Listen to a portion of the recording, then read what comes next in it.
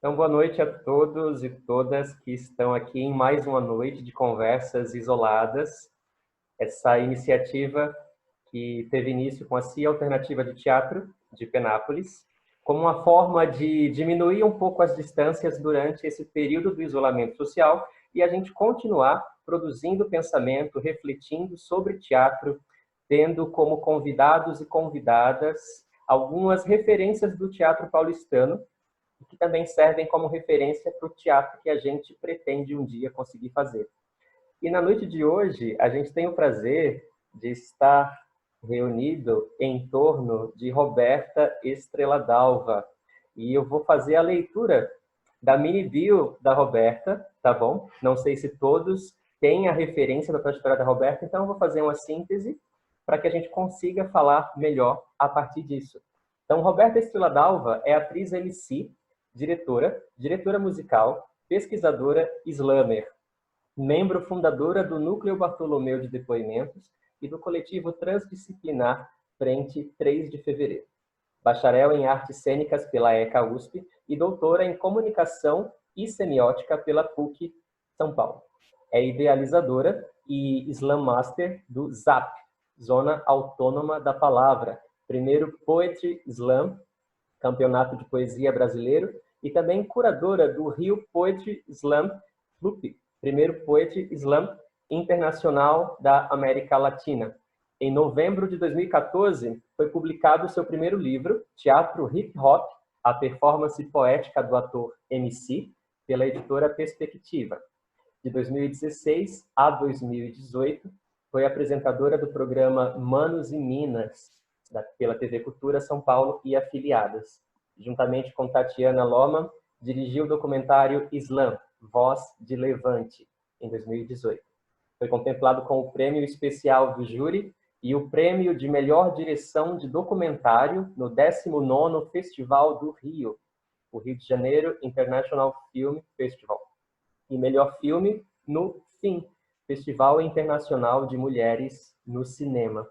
Recebeu o prêmio Shell de melhor atriz no ano de 2012 por sua atuação no espetáculo Orfeu Mestiço, uma hip ópera brasileira, e o de melhor música em 2020 pelo espetáculo Terror e Miséria no Terceiro Milênio, Improvisando Utopias, juntamente com Dani Nega e Eugênio Lima.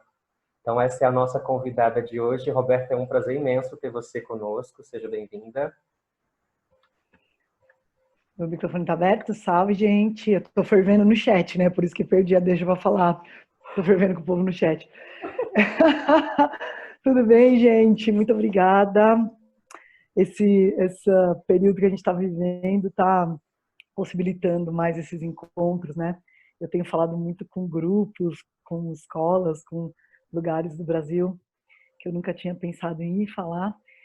Então, se é que tem um lado bom, é esse, né? Da gente conseguir fazer essas paradas e trocar essa ideia. Sim, foi com esse intuito mesmo, Roberta, que a gente foi pensando esses encontros, né? Uma forma da gente resgatar um pouco do passado, percebendo e compreendendo o presente, tentando projetar aí uma perspectiva de futuro, né? Como é que a gente pode agregar todo esse conhecimento que a gente está para conseguir seguir, né? Registrando esse momento em que a gente está, registrando essas histórias, documentando essas trajetórias, né? E aí, Roberta, a gente sempre tem nessa perspectiva, né? Passado, presente e futuro, a gente tem escutado muito, assim, o início de cada uma das pessoas que vem aqui. Então, acho que essa primeira pergunta disparadora, né, que a gente tem feito para todas as pessoas é: como foi que se deu esse seu encontro com o teatro inicialmente? Se é que foi pelo teatro, não foi pela música, mas como é que você entra nessa trajetória artística? Bom, eu sempre começo falando, quando me perguntam isso, que eu era uma criança hiperexpressiva, assim, né? Para não dizer aquela que não para de falar, de cantar, de inventar coisa, aquela que perturba a mãe e o pai. E na verdade, às vezes, os pais não sabem como lidar, né, com esse excesso de vontade de criar da criança, né? Ela está falando, ela está se expressando. Então, para essa hiperexpressividade, eu achei esse nome, Foi um alívio, acho, quando eu, com 13 anos, eu estudei em São Bernardo do Campo, eu nasci em Diadema, estudei em São Bernardo do Campo, que é uma cidade da Grande São Paulo aqui, e entrou um professor de teatro chamado Jaime Celiberto. Na verdade, começaram a ser criados vários núcleos de artes plásticas, de teatro, de música, começou a ter um jornal, uma oficina de jornal na escola. Eu dei bastante sorte, assim, foi bem auspicioso ter isso quando eu tinha essa idade de 12, 13 anos. E aí eu fiz parte do grupo de teatro da escola. Eu acho que eu sempre quis isso. Eu sempre ficava, né, como muitas crianças fazem teatro, inventando o teatrinho, que é um jeito das crianças elaborarem ali, né, umas mais, outras menos, as suas vivências e tudo mais. E aí, desde então que eu comecei, foi dessa época que eu tenho esse nome Estrela d'Alva. Meu nome é Marques do Nascimento, na verdade, meu nome verdadeiro. Esse nome eu tinha uma dupla, que era Claire Starr. E ela falava, quando você for uma atriz bem famosa, você vai chamar Roberta Estrela d'Alva. E aí, na primeira peça que eu fiz lá em São Bernardo, que chamava Macarrão, Vatapá e Abstinência, da qual eu fui coautora, eu reivindico, junto com essa minha amiga Claire, era Macarrão, Vatapá e Abstinência, porque falava sobre as imigrações, falava sobre a história de São Bernardo. Então, o macarrão eram os italianos, o vatapá eram os nordestinos, e a abstinência eram os padres. É uma loucura essa, né? Hoje em dia não passava em um crivo desse de gênero, raça, é uma loucura. Mas era legal até que, por um lado, porque a gente que escreveu, pesquisou a história da cidade e escreveu, e fizemos essa peça, e desde então eu nunca mais parei, e eu fui fazendo colegial técnico de magistério, porque eu queria dar aula, eu queria ser professora, eu achava muito legal isso. E aí eu acho até hoje, na verdade, né, eu acabei dando aula, dei aula na Escola Livre, na IAD, né, quando a Cláudia ia bom, até com você, a gente, com o grupo que tinha lá na IAD, a Cláudia sempre levava a gente, eu acabava dando aula. Então, depois disso que eu fiz o magistério, fiz até o terceiro ano, e tem mais um ano, né, são 4 anos. Só que aí eu fui fazer o treineiro, o famigerado treineiro da FUVEST, e com as minhas amigas. Eu achava que, sei lá, eu ia treinar, e eu entrei. A nota de corte, eu lembro, baixou um ponto, assim, era exatamente o que eu tinha feito, eu entrei. E aí eu falei, bom, vou fazer isso aí. Fiz as provas práticas, entrei, fiz ECA, né, fiz artes cênicas, sou bacharel em artes cênicas na ECA. E aí depois me formei e eu olhei para aquele mundo, assim, do que tinha de teatro. Eu falei, gente, mas o que eu vou fazer? Porque é meio curioso isso, né? Você sair de uma faculdade de artes cênicas, se você não sai com um grupo, o que você vai fazer, né? Você vai levar currículo onde? Nos teatros, na televisão, sei lá, no cinema? Onde que se leva? Um ator leva currículo para trabalhar, né? É uma coisa muito, muito específica isso. E aí eu olhava assim, falava, gente, para os grupos que tinha na época, eu não me identificava com nada. E eu já estava muito envolvida com hip hop, ia para noite de hip hop, eu via rap, já dançava.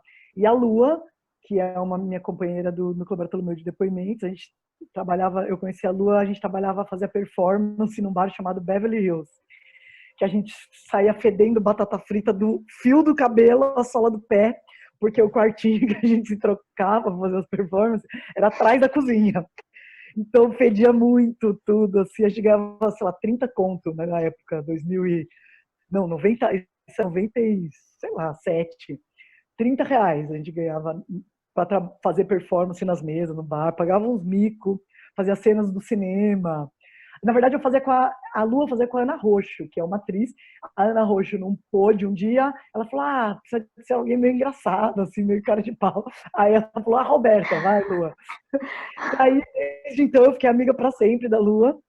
E aí, depois, quando eu saí da faculdade, um dia eu estava vendo um filme no MIS lá, que eu tinha feito, uma participação, e ela falou, eu tô num grupo assim, tem a Cláudia Shapira, que é, nossa, maluca, escritora, e tem o Eugênio Lima, que é DJ, tem o Júlio Doutor, que é grafiteiro, e tem os dançarinos, e tem o hip hop, e eu desejei muito fazer parte. Aí eu acho que meu desejo se tornou realidade. Uma semana depois, ela me ligou, eu lembro como se fosse hoje, era uma quinta-feira de manhã, e ela falou, Roberto, me ligou, me bipou, porque na época era aquele Conectel, né? Bip. E ela falou assim, Ah, saiu uma atriz e eu indiquei você, vamos lá fazer um teste. Eu fiz teste para entrar no Bartolomeu, tá?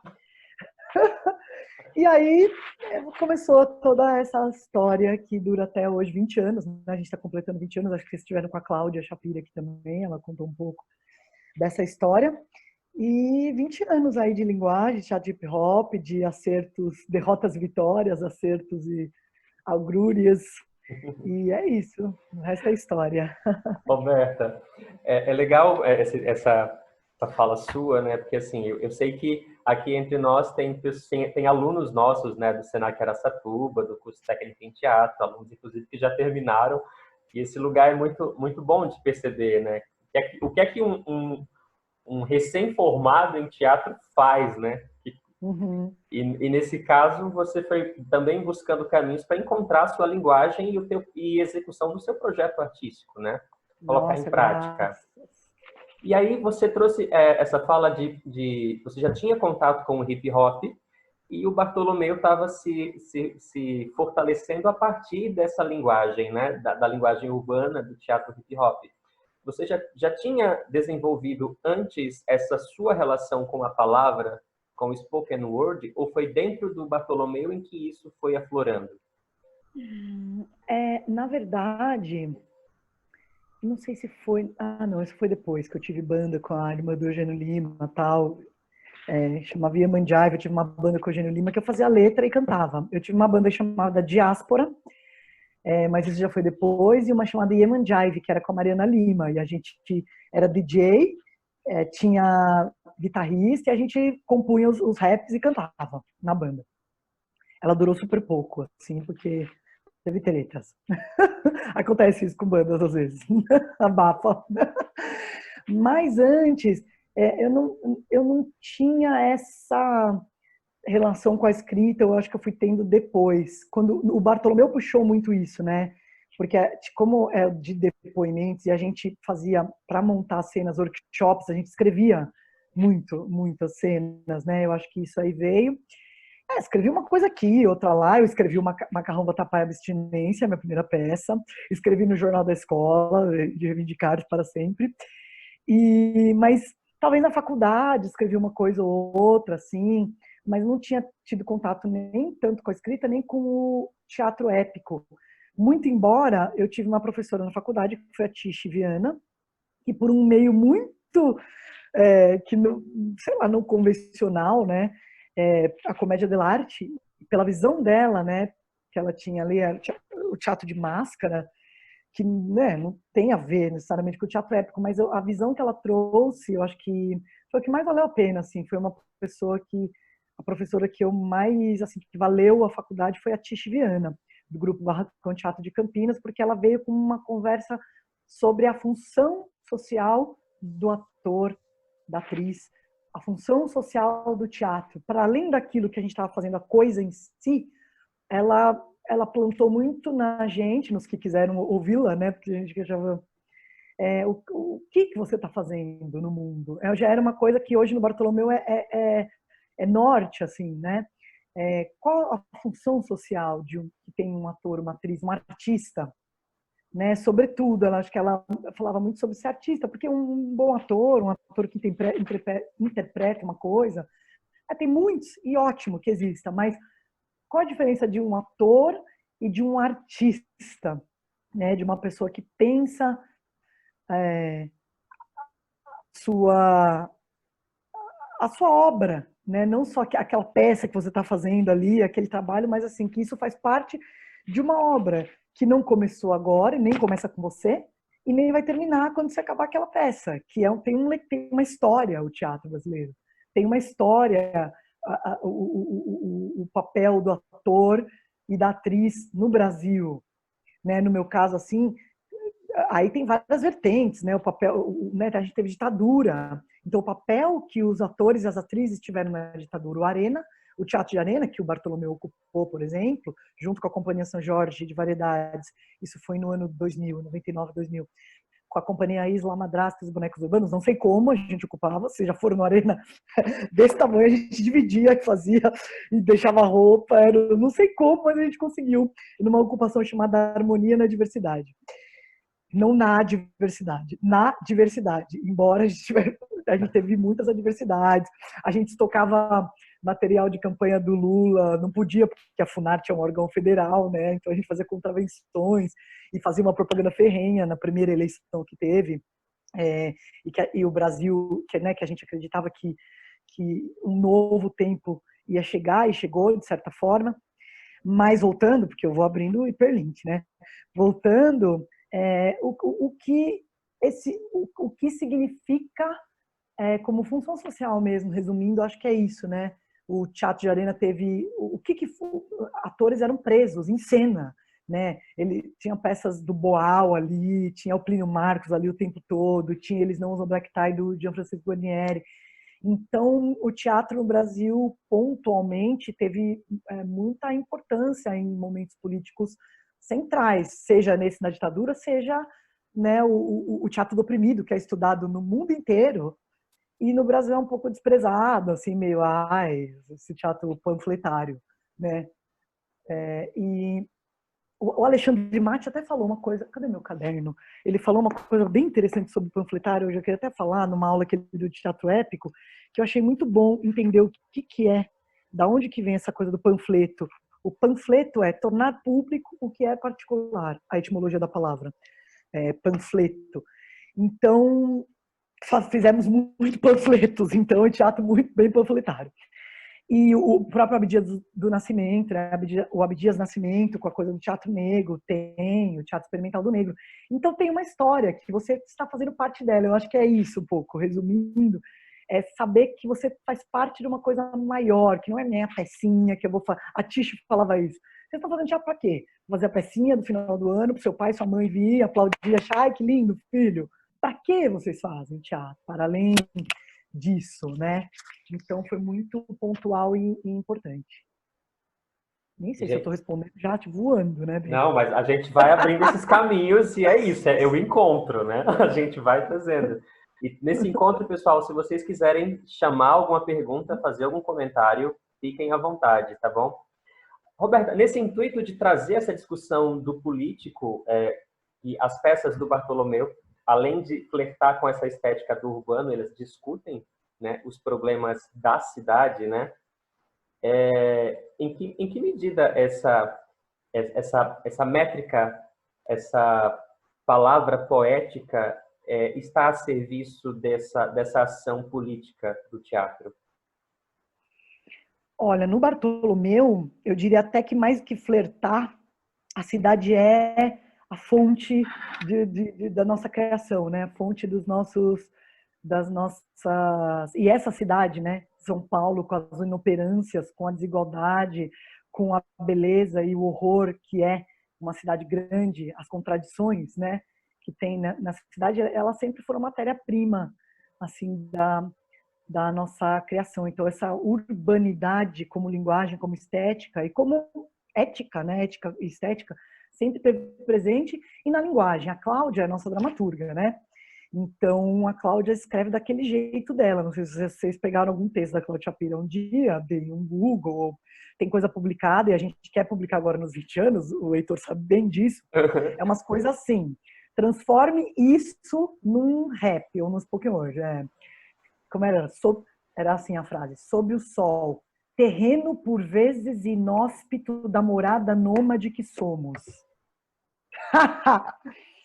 E daí virou, era uma música: sob o sol, terreno por vezes inóspito da morada nômade que somos. Você fala isso bem solto, só que é um nível de complexidade, né? Eu quero falar um minuto aqui. O que é inóspito, primeiro, né? A Cláudia é uma poeta. A Cláudia é argentina. Então, ela tem um jeito muito peculiar de escrever o português, que é o jeito que ela aprendeu e que traz uma poética muito própria dela, né? E ela tem uns caminhos como dramaturga e como poeta mesmo. A Cláudia sempre, ela é uma dramaturga que é poeta. O nosso primeiro espetáculo, Bartolomeu, que será que me deu, não tinha assim, tinha as cenas, mas as primeiras coisas que ela escreveu era assim, tinha lá então o Bartolomeu, que era um personagem, o Dr. Pilatos, o Nepomuceno, que era o que eu fazia, o Chester e o Caju. Era o rap do Caju, o samba do Pilatos, o rock do Cão de Guarda, que era o rock do Chester. ela escreveu músicas. A Cláudia está sempre escrevendo música, na verdade. Ou, no mínimo, ela escreve pensando que alguém vai dar um ritmo para aquilo, que tem a ver com esse ritmo urbano, que tem a ver com o ritmo do rap. Que rap, R-A-P, quer dizer rhythm and poetry, ritmo e poesia. Nada mais que é ritmar palavras, é pôr as palavras numa forma rítmica. Então, por isso que o hip hop casou tão bem desde o começo ali no Bartolomeu. Então, acho que a palavra, voltando para a pergunta do Heitor, nem sei se estou respondendo, vem totalmente para dar forma e pulso. É engraçado que quando a Cláudia já pesquisava um teatro urbano e tinha a cidade como, né, visão e na mira dela, e ela vê a unidade móvel dançando. Ela deve ter contado que é um grupo de dança. Ela vê naquela coreografia, todo mundo dançando dança de rua, aquele pulso. Então, o que chama a atenção da Cláudia, e isso é muito interessante, quando a gente vai pensar no gestos do Brecht, né, esse gesto social, ela viu um pulso ali, ela viu uma vibração, uma frequência vibracional que interessava para o trabalho dela. Olha que interessante isso, né? Ela não sabia bem o que era, mas ela falou, isso me interessa, esse jeito que essa dança, que não é só a dança, é a cultura toda que estava representada ali, a cultura hip hop e tudo que a cultura hip hop representa, naquela dança. Então ela sampleou ali já, né? Pegou um sample, uma amostra e já quis aquilo. Ela falou, isso está faltando, esse pulso é o que falta para o corpo do meu teatro, para a palavra do meu teatro, do teatro, né? Do teatro que eu quero fazer. E daí foram surgindo todas as coisas. Essa ideia do sample, né, que você trouxe, eu acompanhei outra live que vocês fizeram, né, na Casa de Cultura Hip Hop, e essa ideia do sample, ela percorre toda a experimentação do núcleo Bartolomeu, não é? Uhum. Esse samplear de memórias dessa urbanidade e que vem influenciar os corpos da palavra e a própria encenação, né?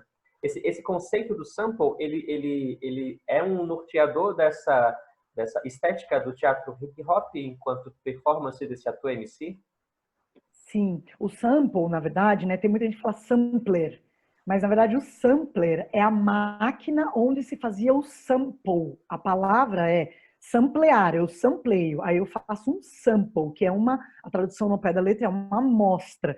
Eu tiro uma amostra, e esse vocabulário é muito eu fiz até um verbetão no Teatro Hip Hop, que é o livro, eu peguei várias, assim, eu fiz um apanhado para fazer um verbete consistente sobre o sample. Porque tem muitas dúvidas acerca disso, né? Porque mas o que é o sample? É você samplear, é você copiar, é você pegar um pedaço de uma música, e a gente expandiu esse conceito. Então eu vou voltar para explicar onde a gente expandiu.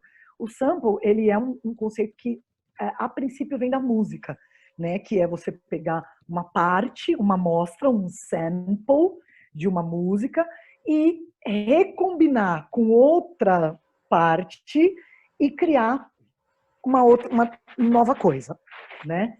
Então, quando a gente está falando disso, a gente está falando de memória, né?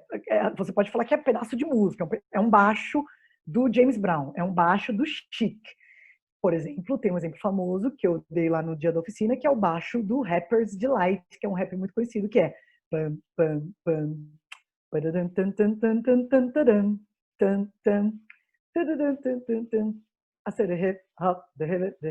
que foi até ampliado depois pelo Ruge. Ai, eu amo o Brasil. Elas ampliaram. Né? Mas esse baixo, originalmente, é de uma banda americana chamada Chic, de uma música chamada Good Times. Good Times. O Rapper's Delight sampleou e colocou um rap em cima. Esse é um jeito, é uma maneira de se samplear. Há quem diga, o nosso companheiro Écio Salles, que nos deixou, que é um dos fundadores da FLUP no Rio de Janeiro, Deus o tenha, que essa foi uma das novidades conceituais mais importantes criadas pelo hip hop, o sample, né? Que significa, quando você está tirando esse baixo, você não está só tirando baixo, você está tirando uma memória, porque aquilo foi feito num tempo. Então, o sample tem a ver com recombinação e atualização de memórias, para criar uma nova memória. né? Eu pego uma memória de um tempo, eu junto com a memória do agora e crio uma memória do futuro. Sei lá, tô falando isso aqui inventando agora. Mas tem a ver com isso. E no teatro a gente faz o quê?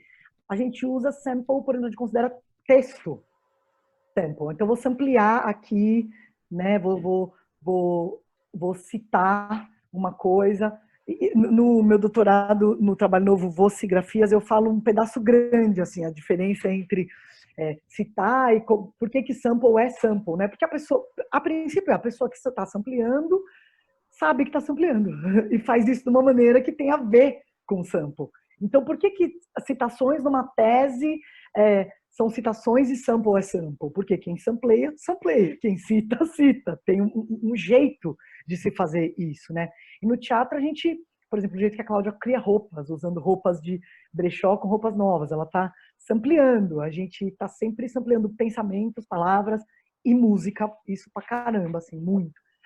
Vídeo, sampleando vídeo. Então você coloca uma cena, essa cena do Terror e Miséria, que tinha a Luciene Guedes e a Georgette na boca de cena fazendo um discurso da Dilma e entrava a Dilma mesmo um pedaço de um vídeo velho dela falando e voltava. Você cria um negócio inteiro com pedaços do futuro, do passado e do presente. E você está criando um futuro que já é passado, porque já passou. Já passou e não tem como segurar. Tudo que eu estou falando já está virando passado, né? Tem um poema que é assim, olha o... esqueci. Eu lembro depois. Estou esquecendo. Como é que é? Olha o presente! Já passou. É uma poesia assim, um haikai. Uhum. Mas é isso. Pessoal, o Rodrigo acabou de colocar o link aqui do livro da Roberta, né? Tá disponível. A Roberta também está fuçando o chat, eu estou vendo. Se coloquem de qual cidade vocês são, só para ela ter uma dimensão, né, de onde vocês também estão. Olha, né? tá na promoção, gente. E tem uns no aquele stand virtual também. Tá na promoção aí. Bom. E pensando nessa estética do teatro hip hop, Roberta, uma perspectiva de encenação, como você conseguiria falar para a gente sobre isso? O que integra essa estética do teatro hip hop? Bom, se eu fosse fazer um PowerPoint imaginário rápido, o que integra o que a gente chegou até hoje nos 20 anos de síntese dos elementos é teatro épico, majoritariamente teatro épico e cultura hip hop, a fusão disso e de seus elementos, características que resultam em ator MC ou atriz MC, que é o que eu sou, que eu digo que eu falo. A pessoa fala, já sei, é uma atriz que canta rap. Não necessariamente. É uma atriz que tem procedimentos cênicos que vêm do ator, narrador, da atriz, narradora lá do Brecht, né? E do MC do hip hop. Um bem importante, que é um outro elemento, é a autorrepresentação. Então, o que quer dizer? Eu conto a minha história, eu não necessito que ninguém conte essa história por mim. Como diria Happy Hood, se eu estou com o microfone, é tudo no meu nome. E essa autorrepresentação tem muito a ver, dentro dela, tem um elemento que é eu estou viva no mundo que eu estou vivendo, com o olho aberto. Tudo que eu vivo, né, a situação histórica, política, ela faz parte da minha obra. Ela não está nunca alheia. Então, eu sempre busco na realidade, na história, na sociedade, no que eu estou vivendo, no meu ponto de vista. Então, ponto de vista, plim, palavra-chave. O ponto de vista de quem está representando, eu nunca vou receber um texto da Cláudia e ver e falar, como você quer que eu faça mais assim ou mais assim? Eu sempre vou ver que reverberação tem aquilo no mundo que eu estou vivendo. Quem é aquela figura? Não assim, quem é fisicamente ou na característica da superficialidade, mas que categoria social essa personagem representa. O Alexandre Matti, acho que foi isso ele que falou. Estou com aulas fresquíssimas aqui, hein, gente? Compartilhando com vocês exclusivamente neste canal. Exclusivo é uma palavra ruim, né? Mas assim, só aqui no Zoom, você vê isso.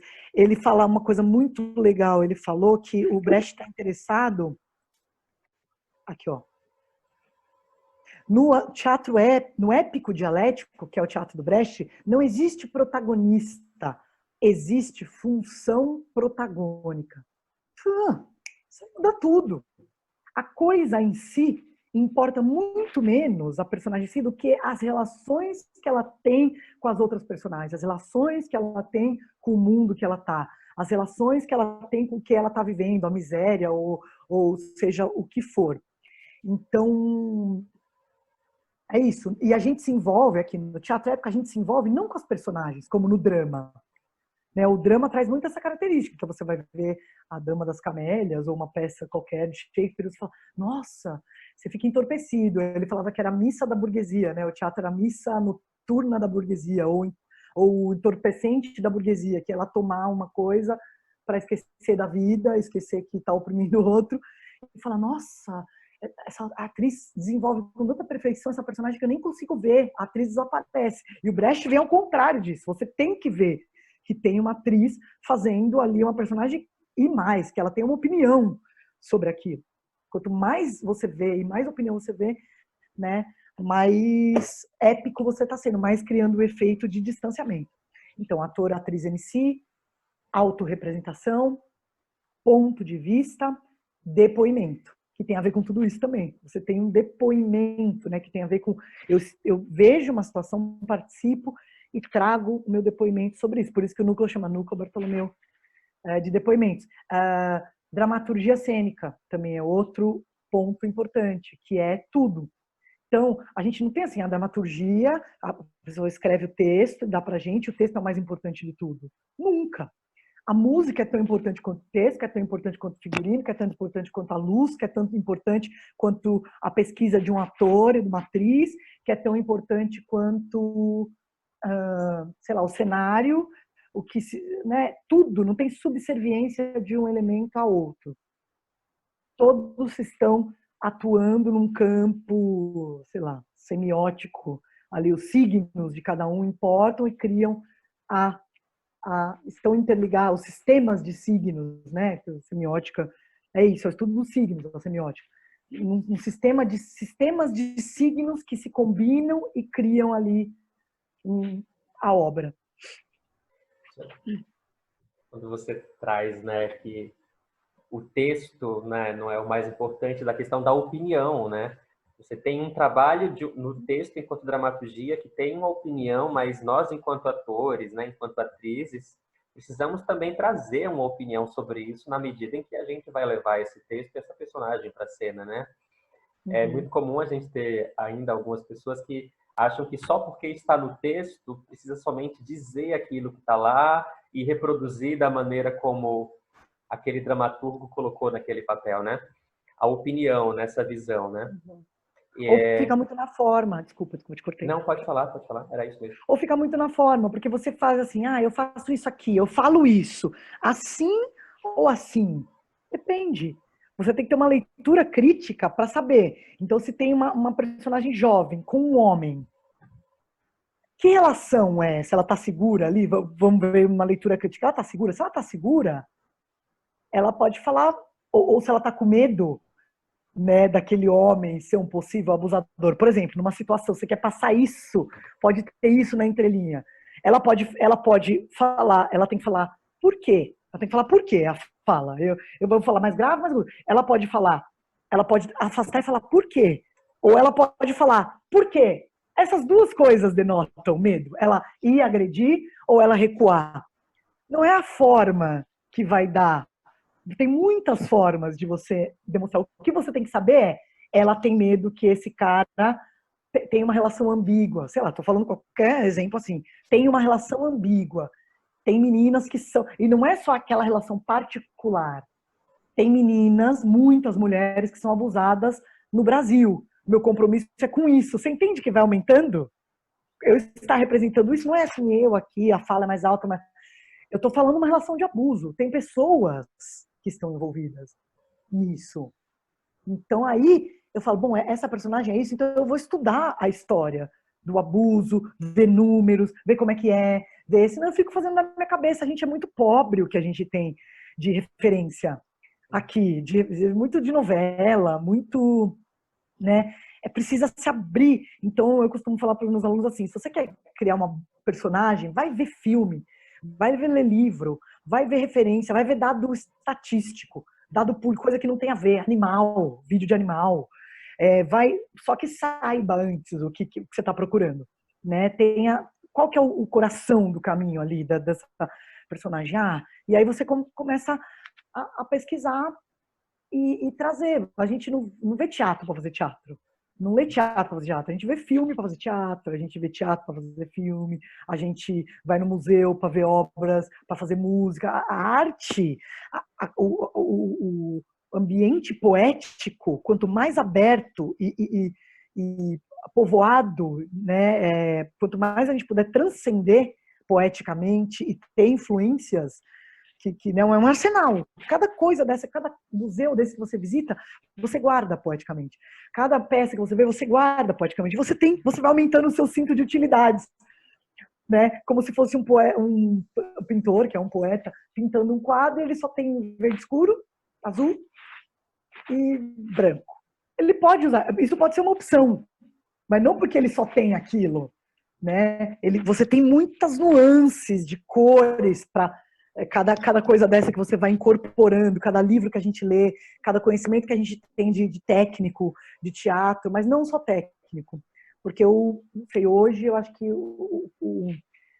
a abertura poética por meio dessas coisas que a gente vai se alimentando, né? Então, o que um ator... que conselho você daria para um ator? Seja observador. A característica mais importante no ator, numa atriz, vou corrigindo também o gênero, né? A gente é acostumado a falar a capacidade de observar, a capacidade de você estar fazendo uma peça ou um trabalho e tudo. Você não vai para a sala de aula, ou para a sala de... Eu esqueci o nome, faz tanto tempo que eu não piso numa... Para a sala de ensaio e só na hora da sala de ensaio você pensa naquilo. Quando você entra numa coisa, num projeto, você abre as suas antenas, porque pode estar em qualquer lugar. Pode estar num olhar de uma pessoa que você cruza no metrô, você pode achar uma referência. Então, não é um trabalho burocrático esse do poeta, do artista que bate cartão, no meu ver, né? Pode até ser. E é digno também. Pode até ser. Tem gente que faz isso na TV, em vários lugares, até no teatro. E tem espaço para tudo, no meu ver. Então, só corrigindo, porque não é uma verdade, é uma crença na escola que eu fui formada, que é o Núcleo Bartolomeu, e com a Tiche Viana e com os mestres que eu tive, com o Jaime Celiberto, que essa procura é eterna, não acaba nunca. Precisa ter o Arthur, a Cláudia sempre fala isso, né? O Arthur falava da fome, precisa ter fome. E fome você não ensina, fome que não se ensina. Como é que você ensina alguém a ter fome? Você não ensina, ou a pessoa tem fome, ou ela vai, porque ela, sem aquilo, ela não, porque ela precisa criar, porque é uma expressão que precisa sair, porque ela não se conforma, porque ela quer entender o mundo, porque é o jeito dela. Ou não tem fome, não se ensina, né? Então, é um pouco isso que o Antonin Artaud, que eu nem conheço tanto, eu fico citando, eu fico sampleando a Cláudia. Eu não sou uma leitora de Artaud. Aliás, eu leio muito pouco de teórico de teatro. Eu acho que eu escutei mais disco de rap do que li livro de teatro, ou tive mais na cena do slam, ou sei lá o quê. Roberta, dessa perspectiva, né, dessa autorrepresentação do depoimento na cena, né, vocês usam o microfone na cena de vocês, né? E muitos depoimentos que vêm através dele.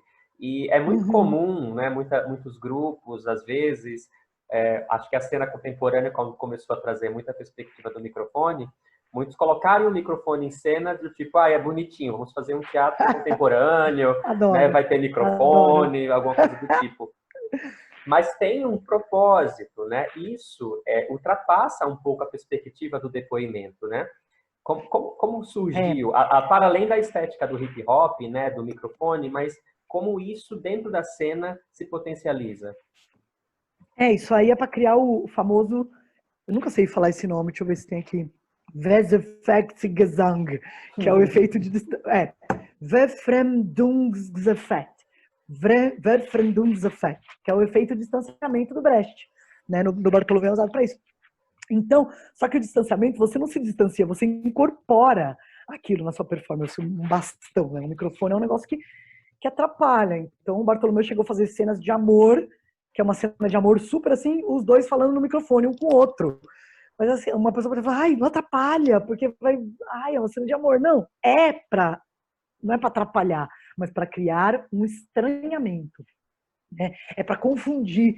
E isso o Alexandre Matti falou nessa aula que ele deu. O teatro é porque ele está interessado em desestabilizar a plateia, confundir, né? Para que se recombine alguma certeza que ela possa ter e ela crie novas perspectivas. Então, é muito engraçado, assim, às vezes você vê grupos que também estão tentando lá na linguagem, que põe microfone, e aí quer esconder, e aí quer porque é feio, né, o pedestal, e aí quer não ficar o ator sofrendo com aquilo, sendo que aquilo lá tá todo mundo vendo. Está todo mundo. Sabe que é uma coisa que, um exemplo disso, bem bastante? Eu faço muito evento, como eu apresentei o Manos e Meninas, e sou MC, apresento o Zap, eu faço muito evento para garantir o leitinho das crianças, né? De MC. A firma chama, tem o negócio do ano lá, você vai apresentar o prêmio e tal. Quando tem aquele TP é tipo o texto que vai passando, só que é um negócio que é invisível. Não sei se vocês já viram isso. É um negócio invisível, eles dão um jeito de rebater, um negócio transparente, para quem tá de fora não vê. E para quem tá lendo, tem. Então você fica aqui, ó, assim, muito boa noite, nós estamos aqui, não sei o que, lendo um negócio que todo mundo sabe que você tá lendo, fingindo que não tá lendo. E eu me recuso a usar teleprompter, e as pessoas ficam bravas. Eu falo assim, vamos fazer uma porra de uma ficha na mão? E aí eu faço os comentários, porque as pessoas estão vendo, você não engana o público. Você faz assim, a pessoa tá vendo, é mais honesta. Na 10ª edição de não sei o que lá, temos nananana, aquele tanto de nome, fulano de tal, que você tá assim, fulano de tal, lendo, fingindo que não tá lendo, e todo mundo, óbvio que você não decorou 50 nomes. Então você lê, fala, não sei o que, nanana, é muita gente, hein, gente? Muita gente boa, não sei o que. E você comenta aquilo, epicamente, para dar o molho da pessoalidade que eles querem fazer falsamente com o teleprompter. Que não fica, porque você tá... É uma coisa escrita. Então tem uma coisa da oralidade, que é aqui, que eu estou improvisando, que não permite arrependimentos, você vai, né? Isso, né? Eu faço muito, né? É um marcador de oralidade, a gente chama isso. Tecnicamente, às vezes as pessoas ficam nervosas e falam, então, a Cláudia tem um que é o... Entendeu? Ela faz muito isso. Cada um tem, é marcador de oralidade. Isso. Você, com texto escrito, não tem, tá tudo perfeito, o autor está morto. Isso quem me ensinou foi esse cara aqui, Paul Zumthor.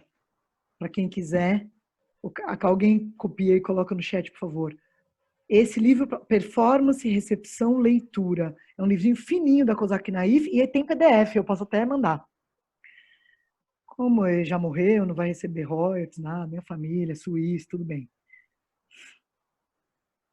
Paul Zumthor. E o que eu estava falando que ele me ensinou mesmo? Tem um livro dele que chama A Letra e a Voz. E ele fala assim, qual a diferença de você falar de cor e você ler um texto, mesmo que você escreveu? Eu escrevi uma poesia e eu estou lendo. A diferença é que a autoridade de quem fala de cor é de quem fala de cor. A autoridade de quem lê é do autor. E o autor já morreu.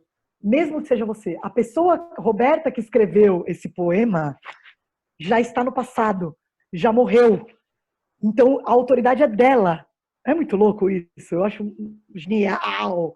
É desse autor, a autoridade. Quando eu estou falando de cor, eu estou aqui. Eu sou a autora. Né? Não está passando por nenhum filtro. Quando a mediação escrita traz isso. Ih, já viajei, hein, Heitor?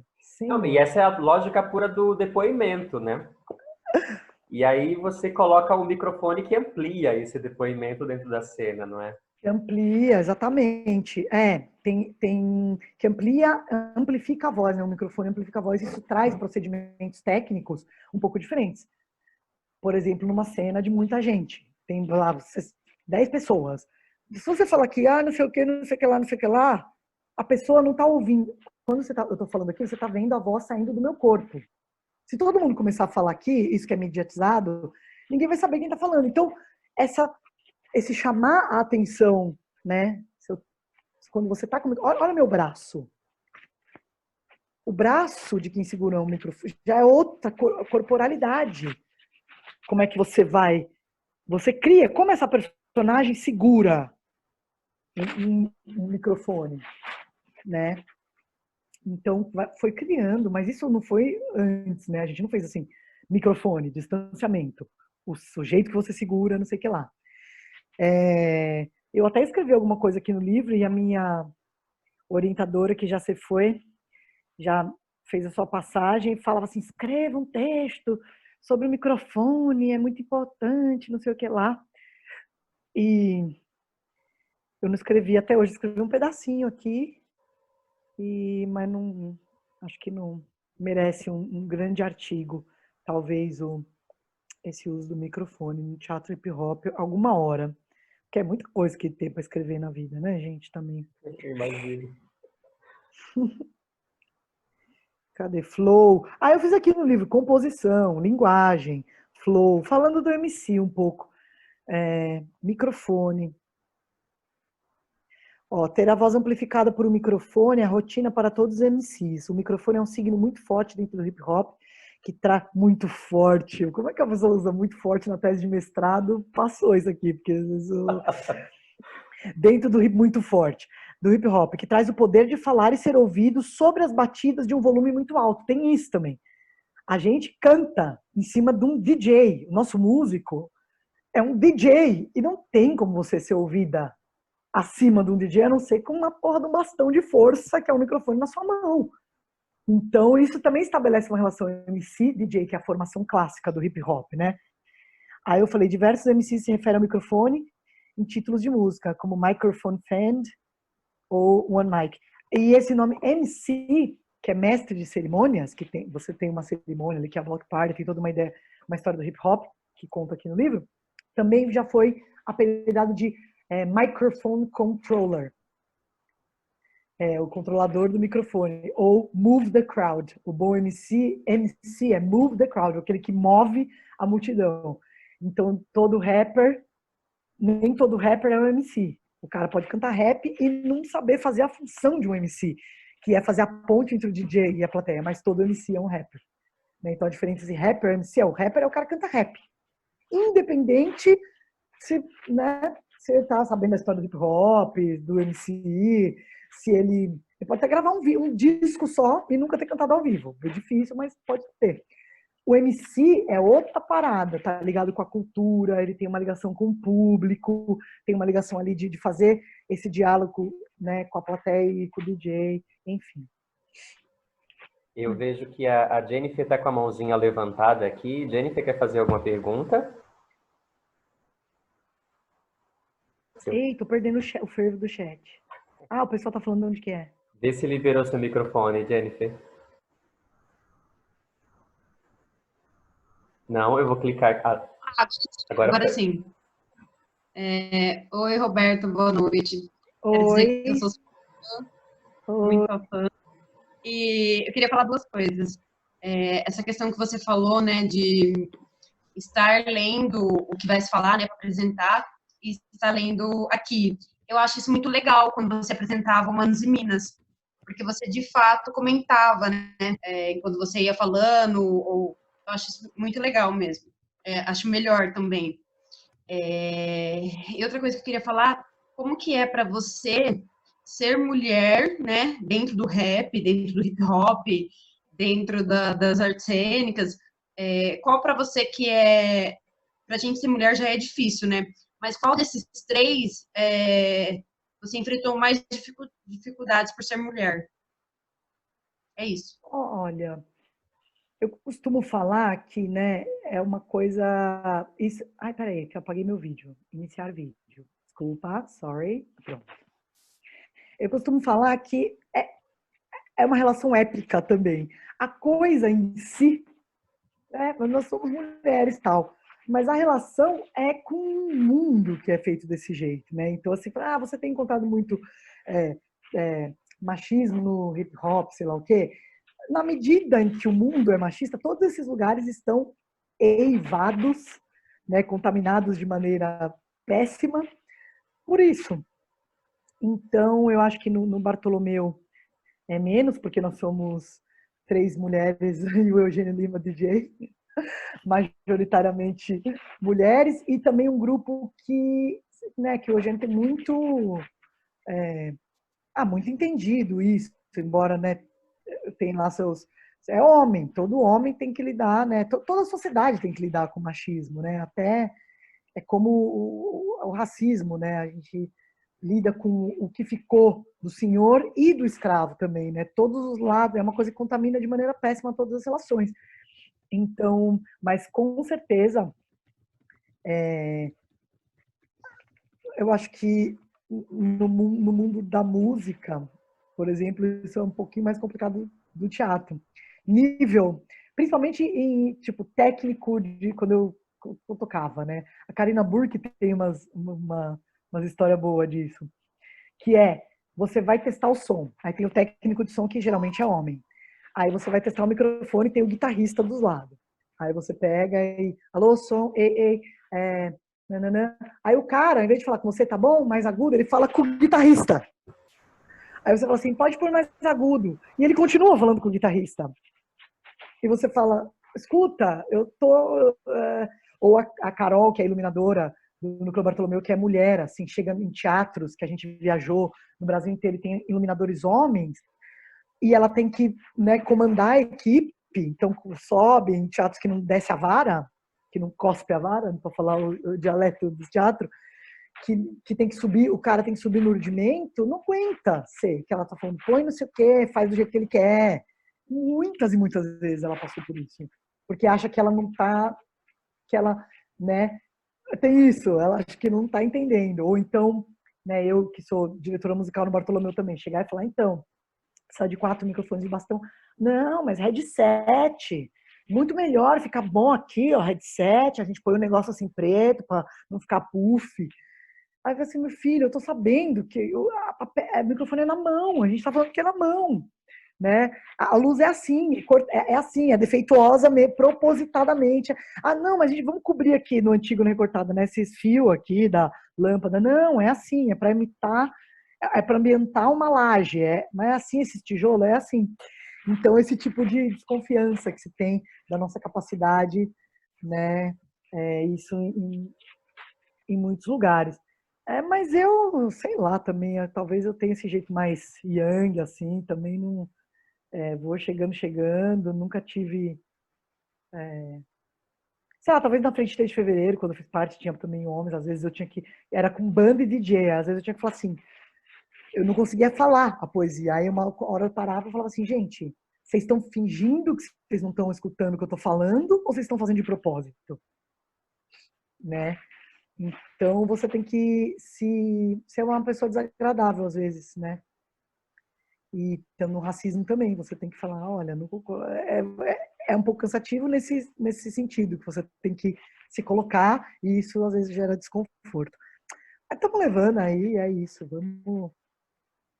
Eu vi Olha, todo mundo foi jantar, gente, eu sei, quando põe assim, ó, sai, nada. deixa o avatar, A foram comer Andressa, biscoito. a Andressa levantou a mãozinha ali. Pode liberar o microfone, Andressa.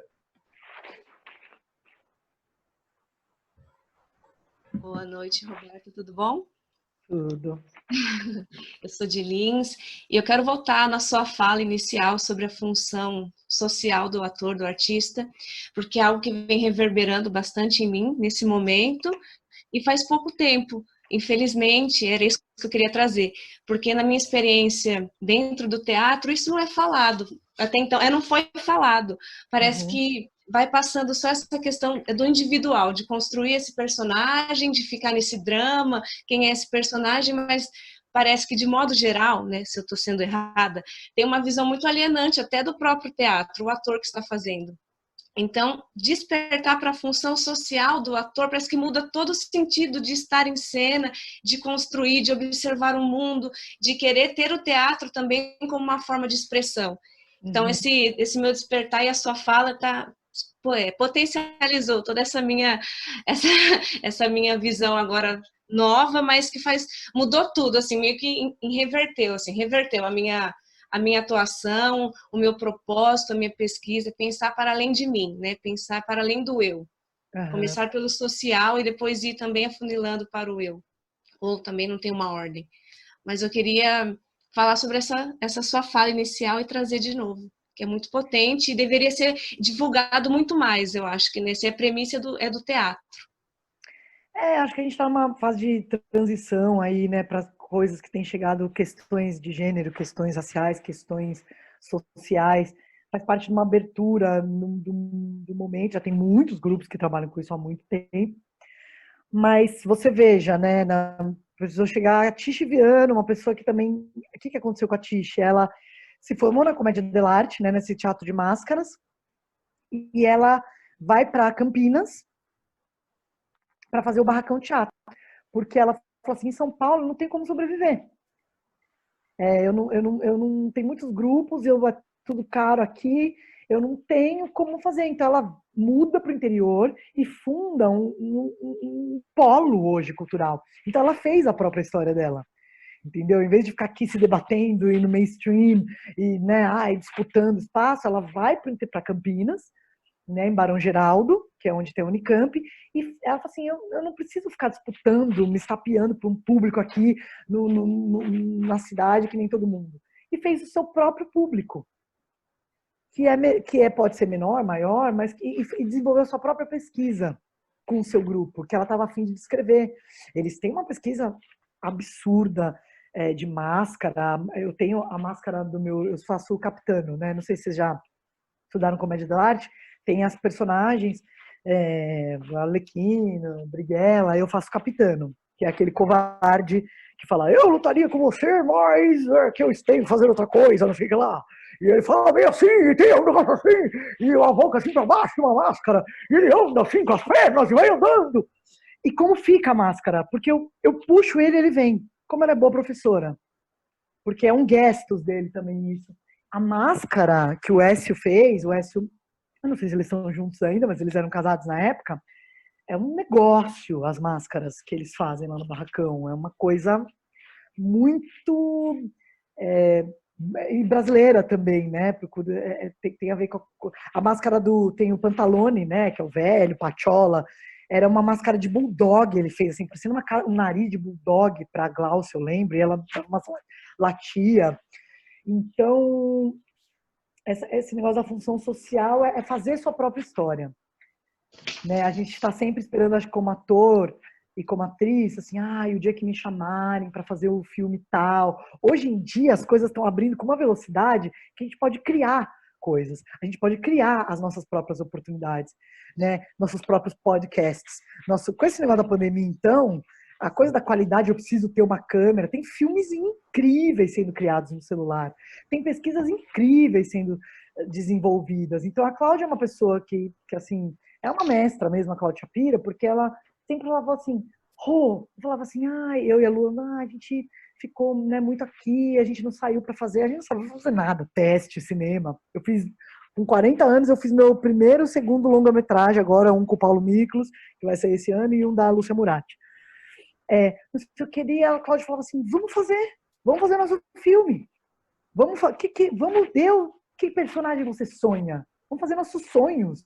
Eu escrevo um roteiro, a gente faz, vai atrás de dinheiro, a gente faz as nossas coisas. E eu acho que o Islã Voz de Levante, que é um filme que eu fiz, também foi muito nesse espírito. Vamos fazer. Levou bastante ano, a gente pôs muito dinheiro no bolso, mas é isso. Ou isso aqui, esse livro. Né? É um livro que só na perspectiva, coisa que todo mundo lê, sei lá o quê. Né? Bem fresca, eu gosto de mostrar para me gabar. Esse negócio que a gente lê na faculdade. Por que eu tenho que esperar que alguém ache o Bartolomeu interessante, resolva fazer uma pesquisa e escrever sobre ele? Eu tenho coisa para falar disso aqui. Tem 20 anos o bagulho.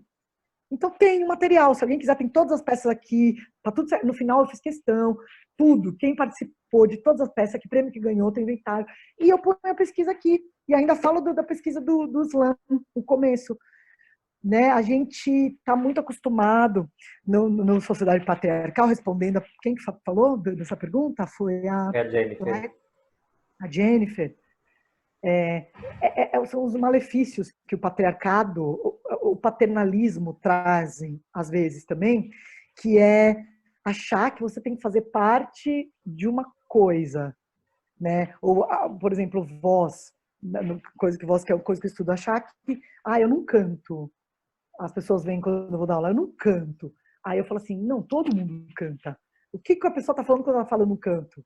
Eu não canto igual a fulano de tal. É isso que a pessoa está falando.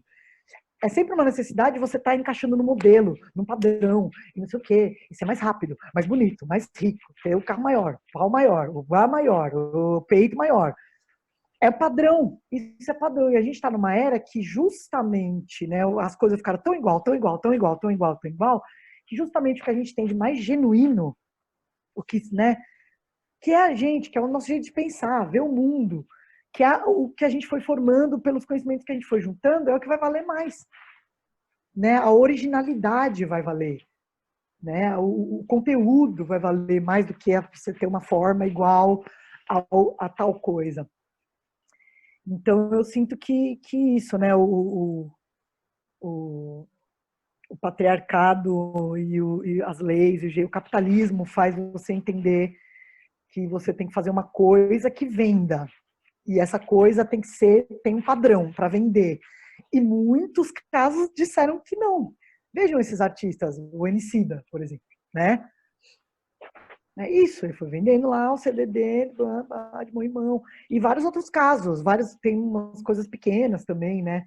É claro que, né, é um Emicida, mas ele podia não ter acreditado, assim como vários MCs que eu conheço, que, né, e não... MCs nem tanto, mas, por exemplo, atrizes. Eu vi muitas atrizes se perdendo.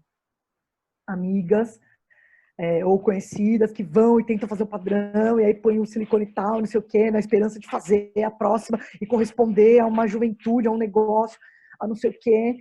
E será que é isso? Pode ser para algumas pessoas que emplacam e dá certo, mas, sei lá, para a maioria de nós, os filhos da terra, sabe? Os pobres, caboclo, preto, pardo, os japoneses também vêm nessa, que não se encaixa no padrão Carolina Dickman. É isso, a gente tem que fazer nossa história. Fazer nossa história é assim, você está feliz, está conseguindo se sustentar, tem outros valores. Você está criando... Eu não troco...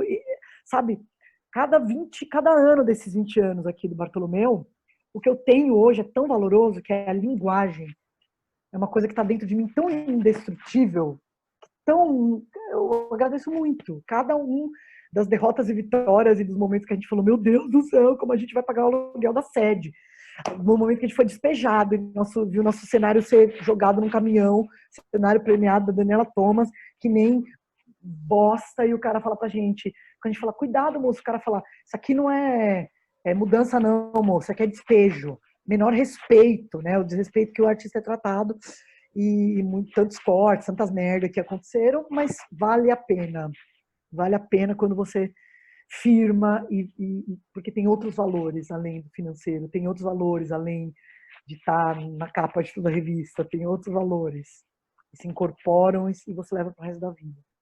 Essa perspectiva que você traz, né, Roberta, da sua fala, de o teatro tem a função política e precisa contar sobre a sua aldeia sem imitar, né, uma aldeia a outra, né?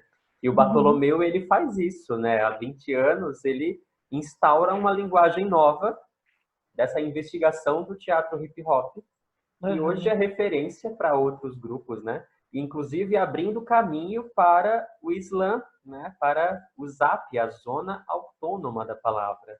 Sim. Como foi para você idealizar também o ZAP e abrir portas para que outras experiências como de slam acontecessem no país? Olha, eu acho que eu estava na hora certa, no momento certo. Quando eu conheci o slam, eu voltei para o Brasil. Eu fui em Nova York, eu estava pesquisando para fazer o hip hop e o meu solo de spoken word, que é um solo de poesia falada que chama Vai Te Catar. E aí eu tinha conhecido na Frente 3 de Fevereiro aqui, eu fiquei louca, eu tinha visto filmes, né? sobre isso, eu nunca tinha ouvido falar de slam, e fui num slam e voltei querendo ir num slam, procurei muito, muito. Teve até um resquício de um em Goiânia, mas não foi bem um slam. Eu até entrei em contato com os caras e falei, vocês fizeram? Então manda, não sei o quê. Daí eles mesmos falaram assim, ah, não foi. A gente pôs o nome, mas não a gente fez na calçada, todo mundo doido. Qualquer coisa a gente fez. E aí, vamos fazer o Zap. A gente fez e o Zap tomou essa característica da rua, né, a partir do slam da Guilhermina e outros slams pioneiros que começaram a fazer na rua, e isso deu um boom. A gente tem 220 comunidades no Brasil hoje, em 20 estados, então se espalhou muito rápido, e muito rápido não, em 10 anos, 12, né, agora. Começou em 2008, e a minha alegria, assim, de ver a parada toda é que a gente tem ágoras, né? A gente tem o sentido da política lá, pelo menos a política como ela foi criada, né, como foi nomeada lá na Grécia, né, que era para discutir os problemas da polis na ágora, né? E o teatro também tinha essa função. Então, eu vejo ágoras abertas no momento que e coisas e jovens colocando seus sentimentos, sua visão de mundo, sua visão em forma de poesia, e liberdade de expressão, de pensamento, educação não convencional. Tem muitas coisas que eu vejo, pessoas viajando para fora do Brasil, levando sua arte. Alguém falou uma coisa interessante esses dias, quem que foi? Quem que foi que falou uma coisa muito interessante, que vocês exportam uma coisa, que é o slam, traduzem, né, um processo tradutório, que é na semiótica, ou quando você estuda assim, esse processo tradutório é quando você, né, pega isso, sampleia e faz do seu jeito, que é criando na rua, e vocês devolvem um produto, entre aspas, né, para o exterior, de volta, né? Vocês formam slammers que vão competir na Copa do Mundo de Slam da França, por exemplo. Então, isso é muito louco, e é um trabalho que consome bastante, porque imagina organizar tudo isso, né? Todo final de ano, assim, é um nervo, mas logo, né, eu acho que pretendo estar passando isso, a gente está esperando firmar, completar pelo menos aí uns 10 anos, a gente deve estar no 6º ou 7º dia. Firmar bem é isso, ir voando, fazendo coisa internacional, mas eu tenho um style. Eu acho que os atores e as atrizes podem aprender muito com poetas de slam. A narratividade, a observação de como é o traquejo com a palavra, a esperteza com o olhar, com o corpo, né? Bons slammers, assim, não tem bom, porque tudo é bom, mas assim, os cabas da peste, os que ganham o campeonato, né, os ídolos aí da molecada, tem um timing, uma urgência, porque o que faz é a urgência de estar ali na roda e falar, porque você tem a urgência dos assuntos e você tem que convencer um jurado a te dar 10.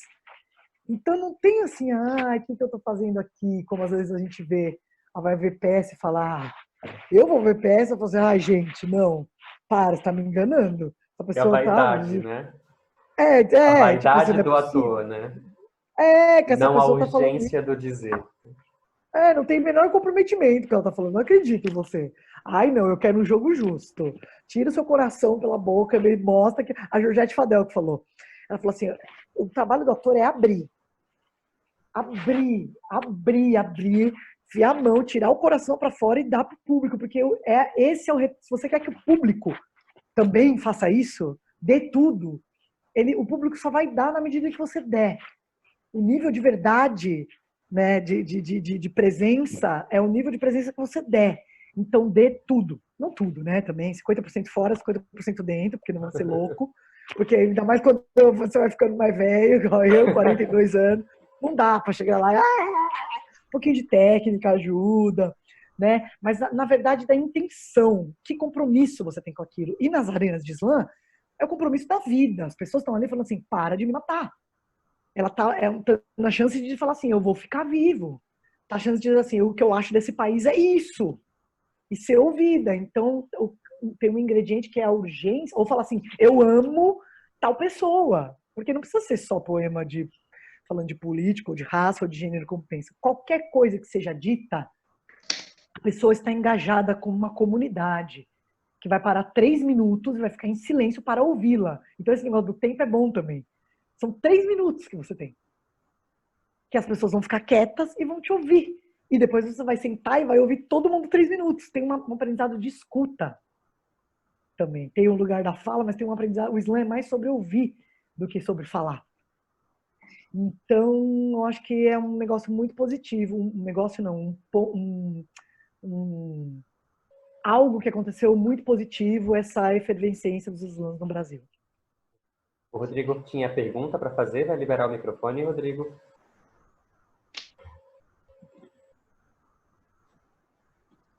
Olha, todo mundo jantando, seus tela. Eu sei porque quando eu saio da reunião e ponho tela no vídeo, eu tô fazendo o quê? Comendo biscoito de polvilho. Tô só aqui, ó. Tudo bem, gente. A gente sabe.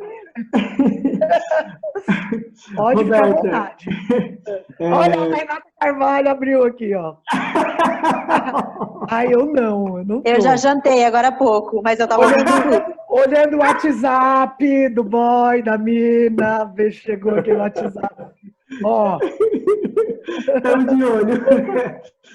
Roberta, primeiro, obrigado pela sua participação aqui com a gente nesse bate-papo. Em 2016, você participou do TED, né? E você, um dos títulos que está lá é Lute Sem Perder a Ternura. Uhum.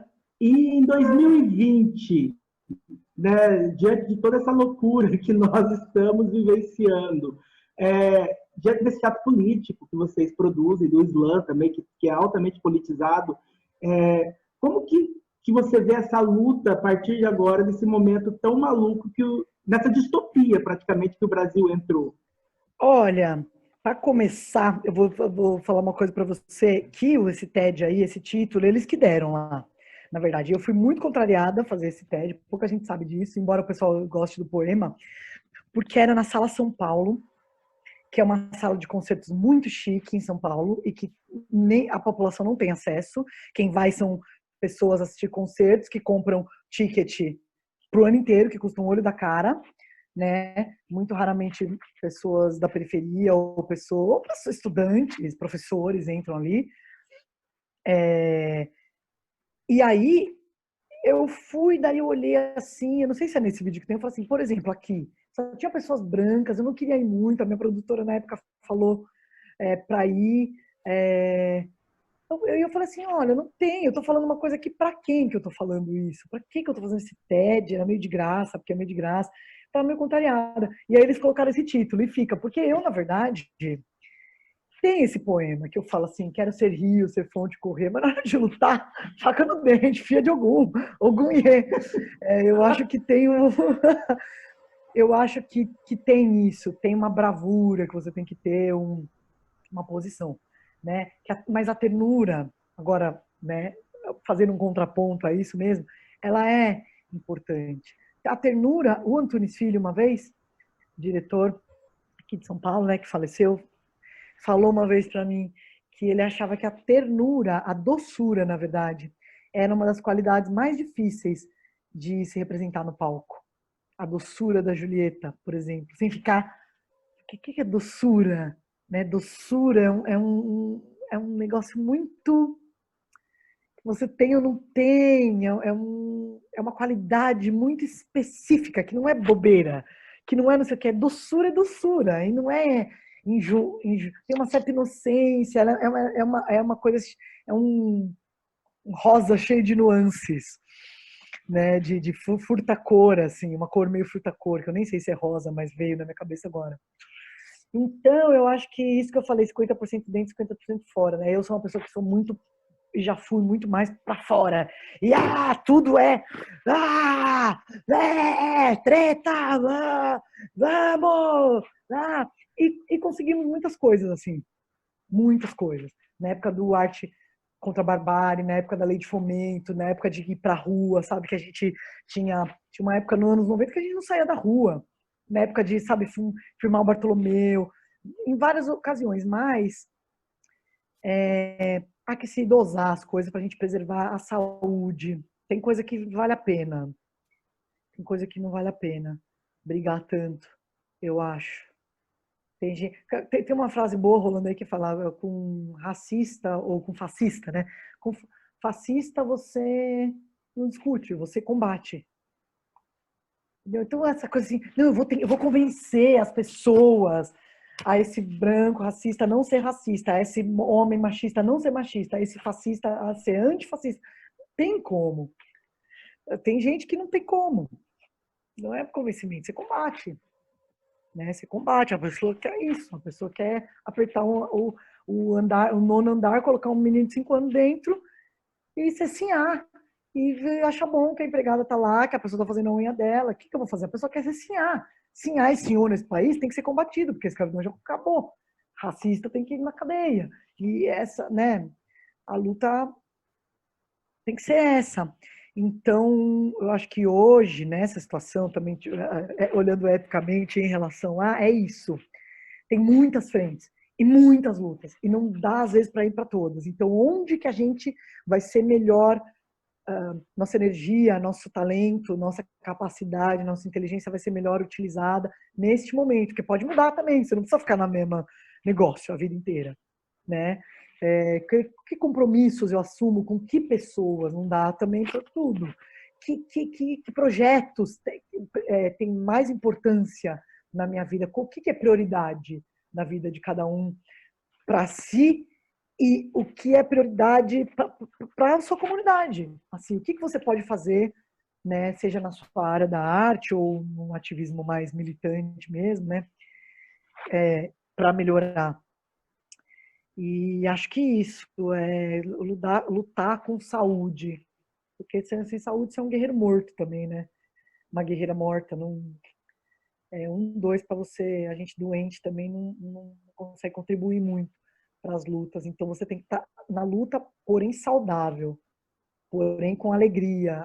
Felicidade guerreira, diz o Zé Celso, que é uma música do Gilberto Gil, que ele fala assim, vamos lá, felicidade guerreira. Ele dirige falando que não é assim, as bacanas, o coro, uma felicidade boba, lá, lá, lê, lê, lê, lê, lê, que você não está, né, está entorpecido. É uma felicidade guerreira, é aqui, bacantes, batendo cajado no chão. É uma alegria de bate-cabeça do show de rap. Você tá feliz pra caramba ali, mas Racionais, cara. Entendeu? É alegre, é feliz, é pra divertir, mas é guerreiro, não dá pra esquecer. Quando ele fala felicidade guerreira, é que assim, não entorpece, não vai nesse, né? Você tá ali.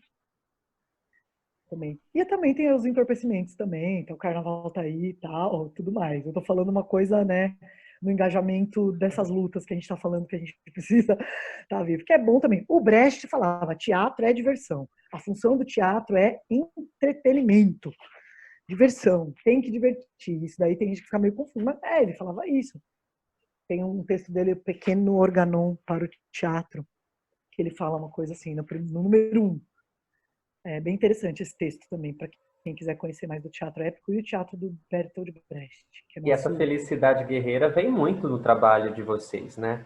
Vocês estão o tempo inteiro com música, com a festa, com a festividade, né? E principalmente no Terror e Miséria no Terceiro Milênio, em que vocês instauram o combate ali muito acirrado, com todas as questões que vocês precisam combater em meio a esse desgoverno que se instaurou, né? Uhum. Esse processo para se trazer as músicas e samplear essas músicas foi complicado? Como foi esse processo do Terror e Miséria? O Terror e Miséria tem 3 diretores musicais. A Dani Nega, eu e o Eugênio. Eu e o Eugênio já colaboramos em projetos como Antígona Recortada. Assinamos, eu acho que foi esse que a gente assinou junto. Acho que foi esse. Ou Orfeu Mestiço, não, Orfeu Mestiço, que a gente assinou junto. E nesse daí, o Eugênio estava muito fora durante muito tempo, porque ele estava lá com o coletivo dele e tal, e tudo mais, fazendo outras coisas, também trabalhando em outras frentes, e a Dani veio muito para a BET. A Dani é legal que cada um tem um jeito de criar e que a gente se entende. A Dani se entende muito com a Cláudia também é uma pessoa muito clara na hora dela dar a referência. E eu também, eu trabalho 20 anos, então eu sei muito, eu leio a Cláudia, eu sei como ela quer que eu sei. Aquilo lá vibra para mim, porque são anos, igual quando eu fico do lado da Lua, né, as pessoas falam assim, nossa, vocês se sincronizam. Claro, é um corpo que está em cena com o teu há 20 anos. Então, você cria uma afinidade ali que é muito própria do tempo, horas palco, né? Então, aí veio referências da Dani, a Dani tá mexendo muito em programa e coisa eletrônica. Eu trabalho mais na parte de melodia e nas métricas, e em criar as coisas conjuntas, os coros, né, os cantos, as métricas dos textos mesmo dos atores que não são música. E também trago coisas, por exemplo, no final a gente usa um sample, a gente usa um negócio sem pagar, porque nós estamos no Brasil, se a gente estivesse em Nova York ou Chicago, a gente já estava lascado, não pode nos Estados Unidos, usando o Kendrick Lamar, Bitch Don't Kill My Vibe, que é a coisa mais improvável do mundo. É um mobalujé que a gente faz no final com pipoca para o Valaê, que é o senhor das doenças, das moléstias, maior negócio não sei o que, a gente usa Bitch Don't Kill My Vibe. Vadia não rouba minha brisa, é a música, né? Bitch Don't Kill My Vibe. Então, você pensa que porque ela tem, a música é isso, porque beat pode ser vadia, mas pode ser beat, tem um significado um pouco maior lá. Mas você ouvindo a música, o que ele está sampleando, porque eu vou para a música ouvindo o que está por trás dela. A gente está treinado para fazer isso, então o que ele está sampleando ali, o que ele está dizendo ali, o que essa música do Kendrick Lamar está imantada servia muito para aquele momento, né? No outro momento a gente trouxe uma música né, o Eugênio trouxe um NWA, Niggers with Attitude, que é um grupo dos anos 80, junto com o Public Enemy, que era um grupo de rap muito famoso, e tocou numa parte lá. Então tem coisas que traz da picape, que a gente toca inteiras, tem coisas feitas, e a Dani fez muitas coisas, programação mesmo, de bateria, de beat e de colagem. Por exemplo, ela tem uma cena que é tudo no escuro e é só colagem, né? Isso aí a gente começou a fazer no Vai Te Catar, que era meu solo, que era só colagem de músicas dos anos 80. E aí virou uma linguagem também do Bartolomeu. E com os atores também, né? Porque as pessoas vão contribuindo ali. Pô, Fernanda Dumbra, puta cantora de rock do Fábrica de Animais, Georgette, canta pra caralho, Luciane Guedes, canta pra caralho, Nilceia, Jairo, vocalista da Láfia. Então é um time também que é muito afiado na música, né? A gente sabe quem chama para colaborar e a gente conta com toda essa colaboração e referências que esses artistas... Por exemplo, o tango que a Fernanda Dumbra canta, foi a Cláudia que trouxe. Uhum. Só que por que ela trouxe? Porque ela falou, Fernanda, ela sabia que a Fernanda ia cantar do jeito roqueiro e ia desconfigurar aquilo que ia adicionar uma coisa no tango, né? Então, por exemplo, a Luciene trouxe uma música e o Cali de uma peça, outra peça do Brecht, e colocou na cena da mulher judia, que não entendeu, falou, por que a gente não usa isso? Então, é colagem, vai pegando aqui, quando a gente vê, o bagulho tá todo armado. Pessoal, a gente sempre tem programado 1h30 de bate-papo. Se alguém tiver alguma pergunta, alguma colocação a fazer... Eu vou deixar a tela aqui, minha fotinha, e vou comer um bagulho, hein? Tá. Ó, o Rafael Moura, ele só perguntou aqui, ele escreveu no privado para mim, ele gostaria de entender esse lugar da fala social quando falamos do teatro para um grupo de teatro infantil, é isso, Rafael? Como seria trabalhar com essa questão social numa perspectiva infantil? É a mesma coisa, na verdade. É o mesmo princípio, porque que assunto que você está falando ali, né? A câmera está embaçada, para essas crianças? E que relação esse assunto tem com o mundo de hoje? É isso. É só você não fazer uma peça que não tem relação nenhuma com o mundo de hoje. E ela não precisa ter relação direta, fazer assim, eu preciso fazer uma relação. Então esse personagem é a menina que fica no final. Não é isso. É só pensar, assim, o que nós estamos discutindo aqui? O que está sendo discutido?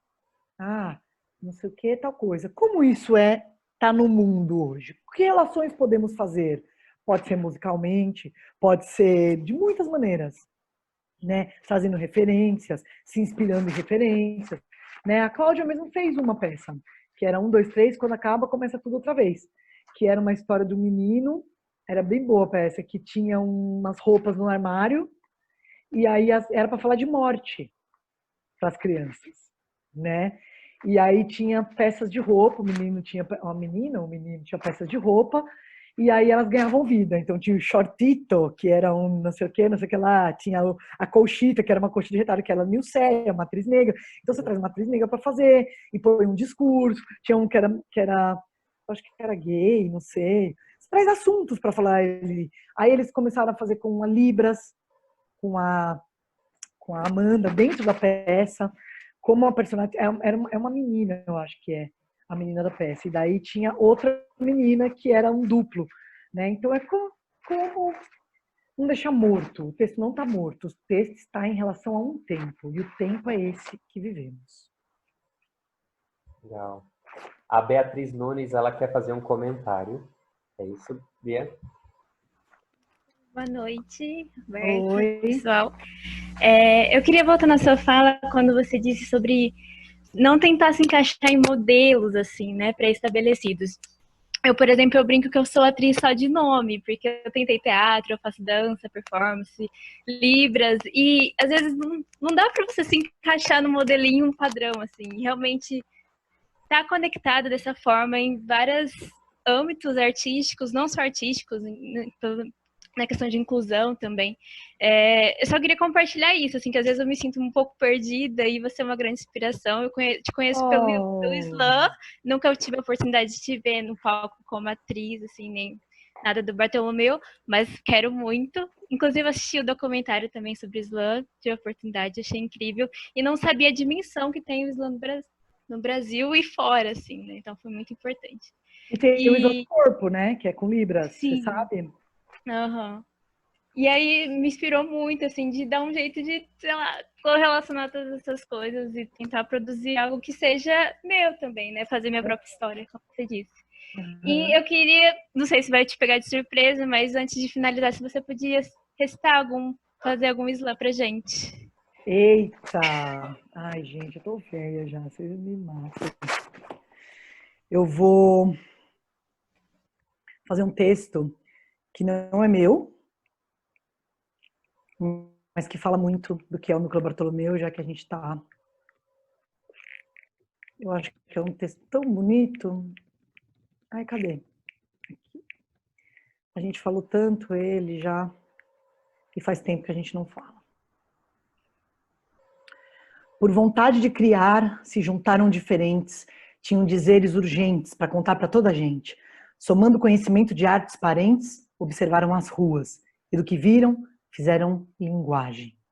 Inspiração permanente, manifestos culturais nascidos da cultura de rua, começaram a fazer. Então começou um boato, que uma gente praticava o ato, denunciava e questionava o sistema em que vivia, fazendo dialogar diferenças, tudo na base da crença. Narradores se tornaram de tudo que acontece e pesquisam novas fontes, ao que parece.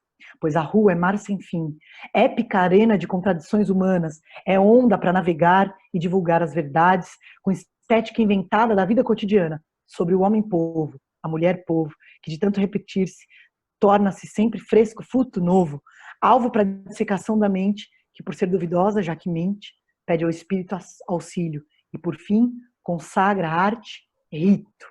Esse é um novo grito. Cláudio Shapira. Que lindo! Beta. É isso que a gente vem fazendo. Oi? Não, isso que a gente vem fazendo nesses anos, eu acho que resume bem, para terminar. Sim.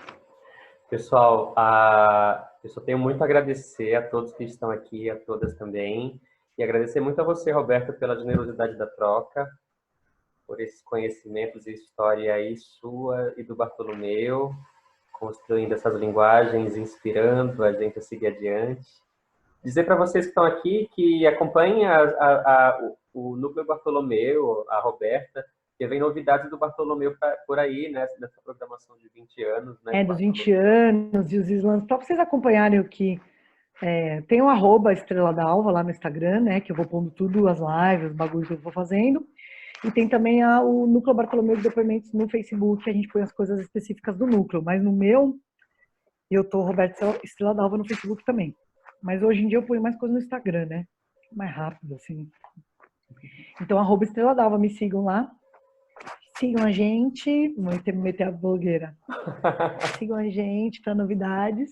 E é isso, tamo aí. Amanhã, sábado à noite, eu vou fazer uma live lá no meu... Vou fazer no Daniel Oliva, mas vai aparecer no meu canal 7 da noite ou 8. Eu vou pôr o flyer hoje no meu... Aí vocês podem participar lá. E obrigado. Sigam aí. Minha mensagem é sigam.